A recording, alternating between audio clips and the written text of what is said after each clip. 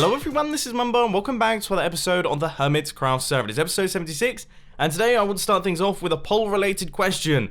You guys know that I've been really enjoying these things lately and that's because I like seeing the instant results. It's really satisfying seeing all of the percentages and everything. And the thing that I want to ask is, do you mainly watch Hermitcraft episodes? Do you mainly watch Redstone videos? Or do you watch both? You don't really care. Answer the poll, it will be in the top right hand corner. I know that this is slightly biased considering this is a Hermitcraft episode, so it's probably going to be skewed towards that, but I'm just really interested to see if there's like two tribes going on here. But anyway, plan number one for today's Hermitcraft episode is to take out this thing. That was very lucky indeed, so we're going to take out this thing right at the very start. It's been hovering over my base for the past couple weeks now, and I think I get the message. Hopper streams, bad. Water streams, good. Unless you crash the server with them, then they're very bad. This thing's actually really satisfying to watch. By the look of things, Tango and Impulse actually built in a system that cycles items. So look, this thing actually cycles. I was wondering what the clicking was. It's been clicking for like the past month or so. Alright, month maybe was a bit of an exaggeration. This thing's only been here for probably about maybe a week, 2 weeks at the maximum, but you guys get the idea. I also feel like now all of this is removed, I should probably fix this one piece of nether brick that seems to be on top of my guardian farm. And I think I might leave it. Aside from that, for about the 15th time now, I always get pranked and people always build things on top of the guardian farm. And every single time I remove something from on top of the guardian farm, I stand up here and think to myself, boy oh boy, does this place look empty now? Like, it really does. And I swear every single time I remove a prank from this place, a new one crops up like 4 days later and then it stays there for ages. I think if Exumavoid actually removed a prank so that he could build his own prank. I hadn't even had the opportunity to remove the prank. He did it for me and then pranked me again. Oh, I mean, this is like a stage for it. If anyone wants to, go ahead. I'd love it. This is very pretty. I'm going to take a screenshot of that. That is... I would put that on the filming channel. Anyway, next project is something that has been somewhat well requested down in the comment section and also somewhat necessary, I think. We've gone far enough, okay? This place, episode 70 now, 76, it's taken a lot of beatings. We need to have some form of nether tunnel that will take us through into the base area. So I'm going to do some designing. We're going to come up with some ideas and then we'll see what we can build. So this is my first design. And I don't know what to think. I think it might be it's a tiny bit too much prismarine, but also don't really like the quartz actually. I do like the idea of this floor though. This is quite cool.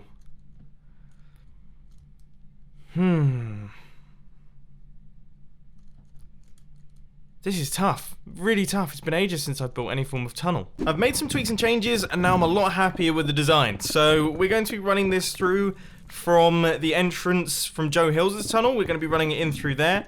And the area that we need to clear out is 9 blocks wide and 6 blocks high. Shouldn't take too long because netherrack is like butter. Not a good start. That was very close to me dying, I'll be honest. I kind of stood in that lava for like a good 5 seconds. So this space has now been taken out. We have done the full horizontal, kind of this way, and then eventually we'll turn it this way, we'll do it through the open air, and then we'll spin it round into our actual portal. Okay, next up, I kind of need to check out my nether quartz supplies because I don't know if we're actually going to have enough. Yeah, this is all we got. What I'm going to do is I think I'm going to do a 1 hour quartz mining session. We'll see how much we can get in that space of time. Hopefully we can get enough. So I'll catch you guys in a little bit.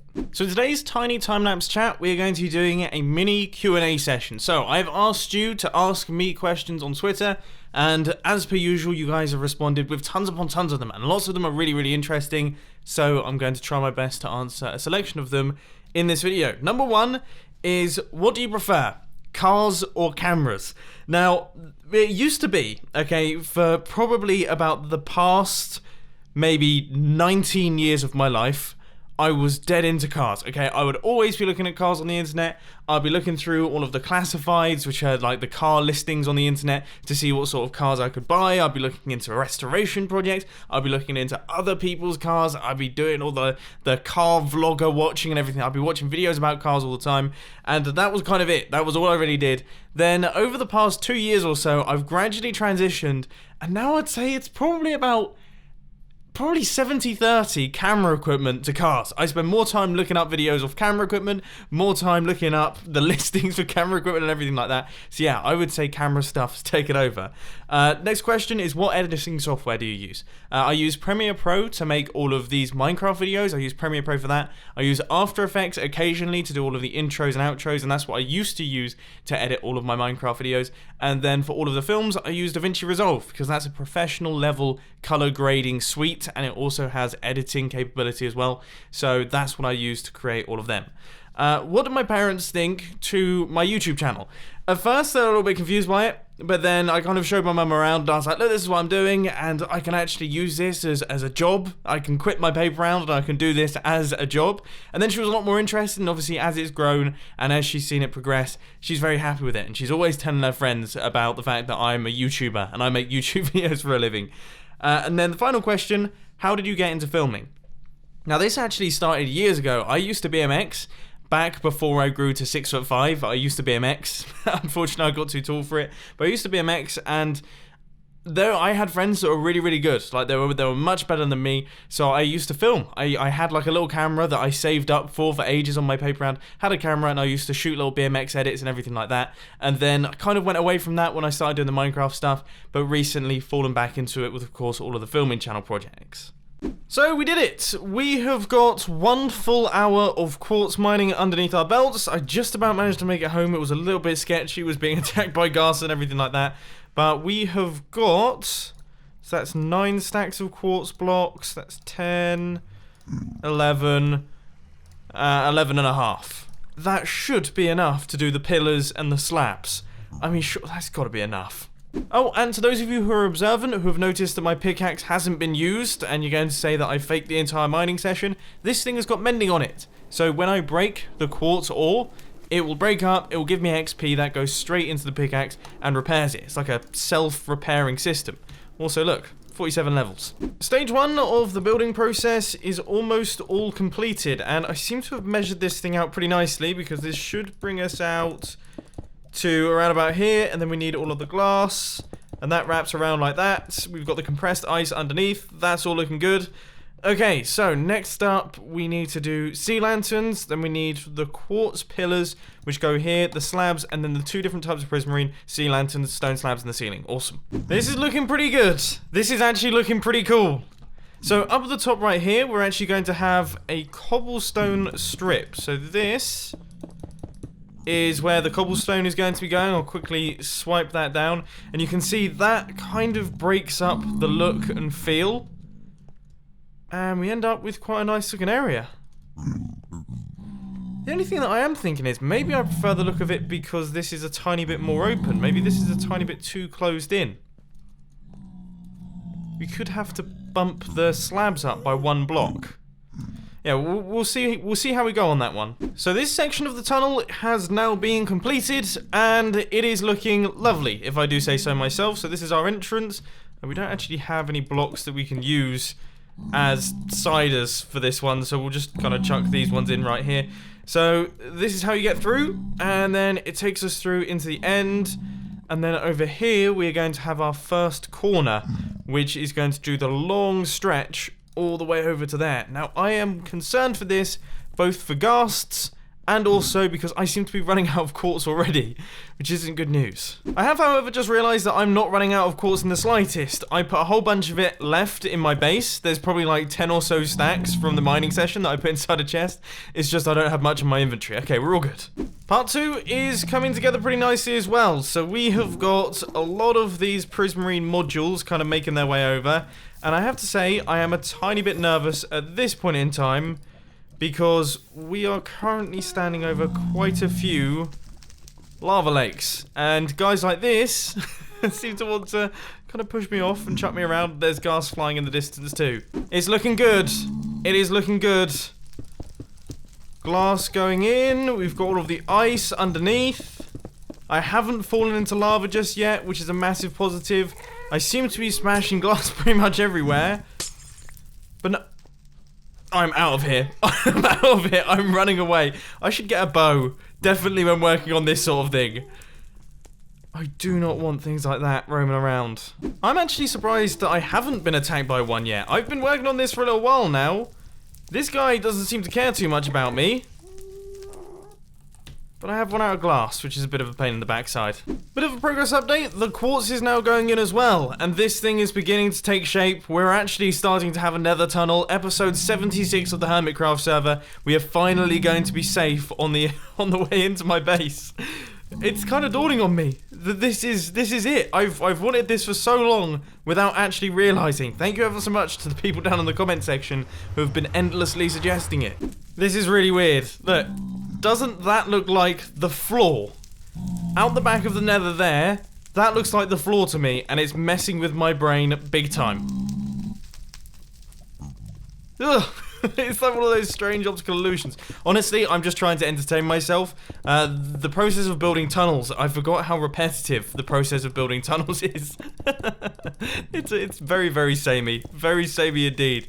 Ceiling's going in though. Still not been attacked by any ghasts. All good. The only thing that's really frustrating is these guys here. Just get off the block so that I can place the block.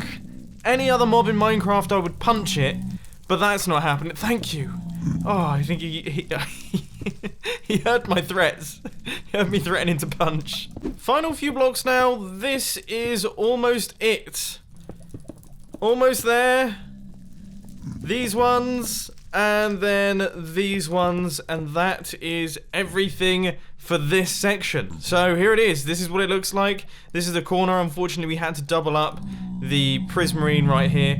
But that's no big deal. No big deal. It doesn't look too bad. And then we can just continue on through here. And that is it. Didn't get attacked by a ghast once. Not a single time. We didn't fall in lava. Everything went incredibly smoothly. And this thing is now all constructed. Now, the only thing that I have to work out here is the end. I don't really know what I'm going to do with the end. I suppose I have this kind of big... I don't know. I don't really know what to say about it. I don't. I guess this technically should be the way that it goes. Then we just have this little twofer at the end. And then I guess you get taken through into this room. I suppose it makes sense. Not 100% sold on the end. Not 100% sold. But I think it does the trick. Like, it does the trick. That is kind of the issue when you're working with modules of a set length. So each one of these is 5 blocks long. When you get to the end, it never works out in your favor, okay? I have never once seen it work out in your favor. And this has to stay where it is because this is, like, mapped to my other location in the overworld, which means it has to be in this location, otherwise it won't link up properly. Which means that, yeah, this is the way that we have to do it. I can't think of a better way. So, there we go. Nether tunnel completed. I can't think of anything else that we need to do in here. All done and dusted. Right, so the next thing that we're going to work on today is we want to build a new section in the aquarium. And by build a new section in the aquarium, I mean I want to get a slightly different exhibit. Obviously, in the previous episode, we got ourselves some squid. That was very exciting. And I thought we could change things up again, and we could get ourselves some zombies. Some zombies in the water. Oh, I've actually run out of water deleters. One thing that I hadn't really thought about is how tricky it could be to get a zombie, or any form of mob around here, considering all of the caves that we've got, I have lit up with sealant. We might just have to break some. Should we just create a dark zone and then run away from it and hope that things spawn down there? I imagine that's probably the way to do it, actually. Yep, that was easy. Just ran away for like 2 seconds and we've got ourselves the first one. Okay, now in terms of actually getting this guy to follow me, this is much easier than the squid. This is so much easier than the squid. Come on, up we go. We'll go up the ladder. And I'm assuming he now can't swim down. So if I go down here, he's there. We actually have a zombie in the aquarium. This is brilliant. Oh, I'm gonna get more of them. They have to be zombies though. Can't be skeletons because they'll start shooting each other. What? There are like There's so many creepers there. One just blew up. There was another one down here as well. Oh my word, I'm actually taking a bit of a beating. Odd thing keeps happening. I literally just had 4 of them, and now I only have 2.